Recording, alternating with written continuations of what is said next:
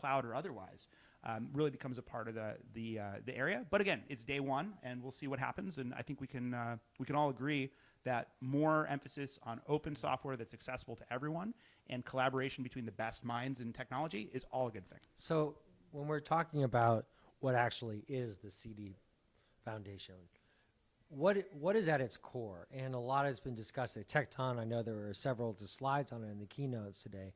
What is Tecton? Thanks for the easy question, Alex.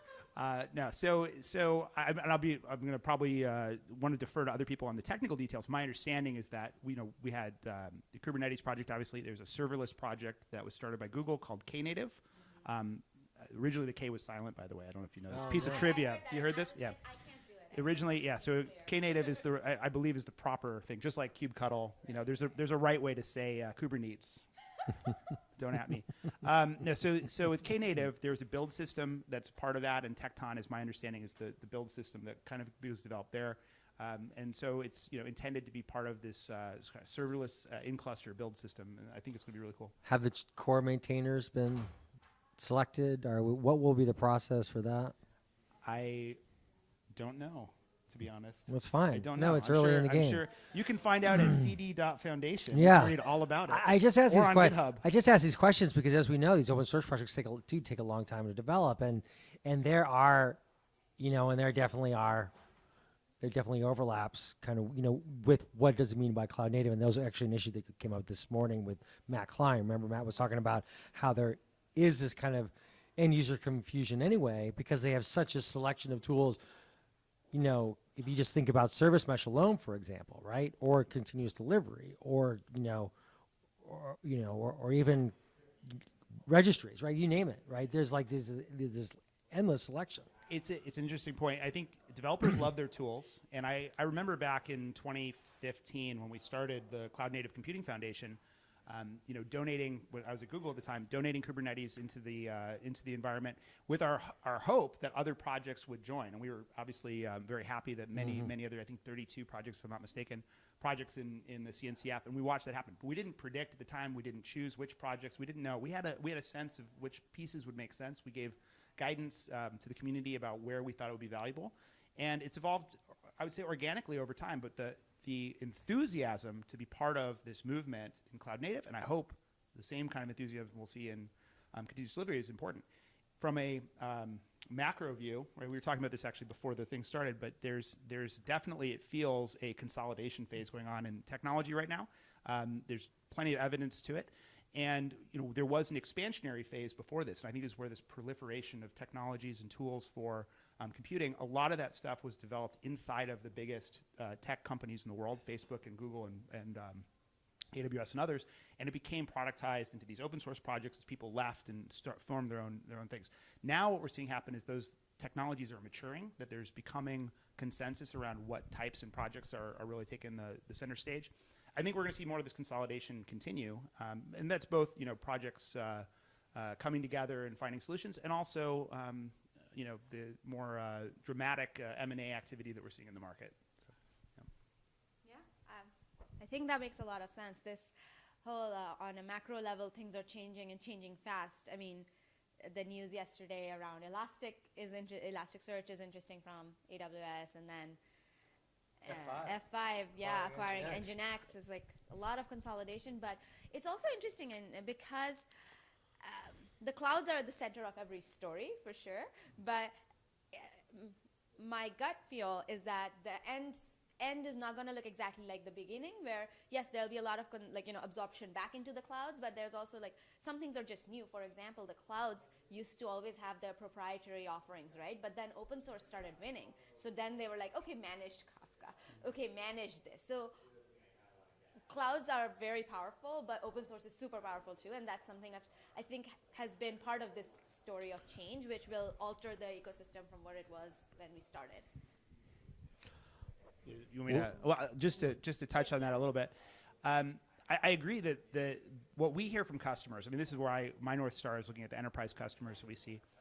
The move to cloud is happening at a rapid pace, but we also know that, and to your point, that vendor lock-in due to proprietary APIs is no longer kind of accepted. People, what they want to have is They want to trust that the APIs are there so that if the service is not what they expected, or they can get a better deal, or if they acquire a company, or they want to diversify, that they have the option. And they don't want to have to retool just because they made a different vendor choice, right? So whether it's a cloud provider or edge computing in the future or a database provider or DevOps tools, people want to have an awareness and transparency around the technology.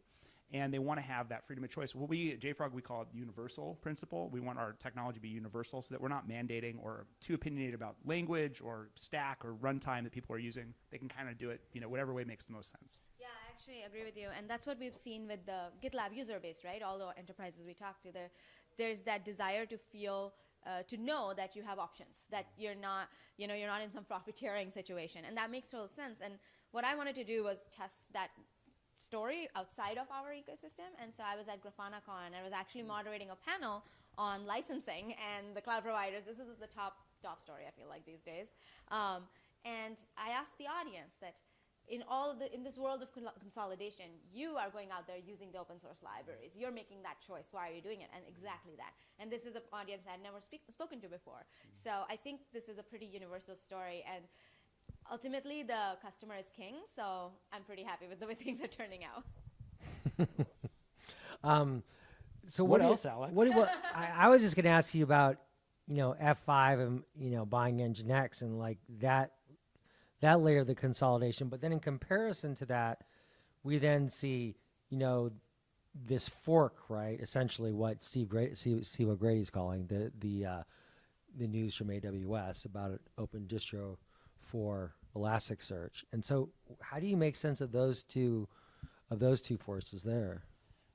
Well, I'll say, first of all, I think that the two things are Commercial open source. I think they're coincidental to be the same day. I mean, I don't think there's any relation between the two things, so I don't know that there's... I'm sorry, what two things? I know that Amazon uses. No, I was talking about the Nginx. Oh, those two. Okay. Yeah. What do you take on the Elasticsearch side of things? I don't want to pretend to be an expert on exactly what happened. I was doing some light reading on it, so I don't want to wade into the territory too much. I know there's some strong words being used about whether it's a fork or not, and all this kind of thing. So I don't necessarily have an opinion at this point about what it means for the community and everything else. I will say that very clearly, open source technology running on clouds is a powerful combination for customers. There's absolutely no question about that.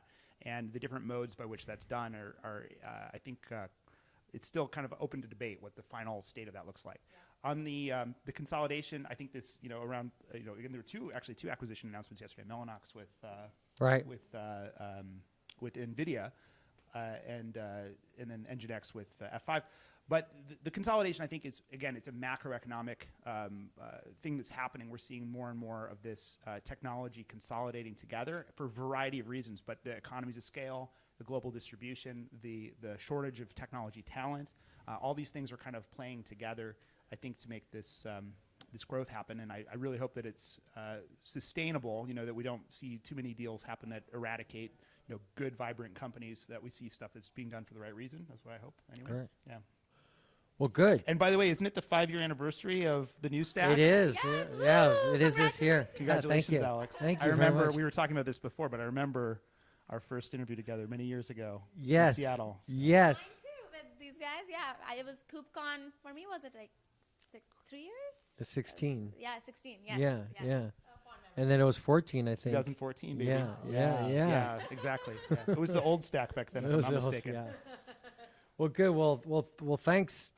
For joining us, Kit. It always is good as usual. Do you have any last thoughts or questions, Priyanka? No, just your advice to anyone looking at CDF as an end user. What would it be?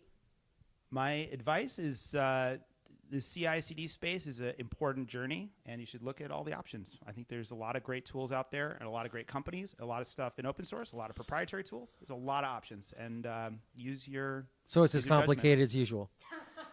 Nothing is easy. Nothing is simple. How would we change the world with technology if it was easy, Alex? How would we do it? I think that's an age-old question. All right. Thank you very much. Thank you.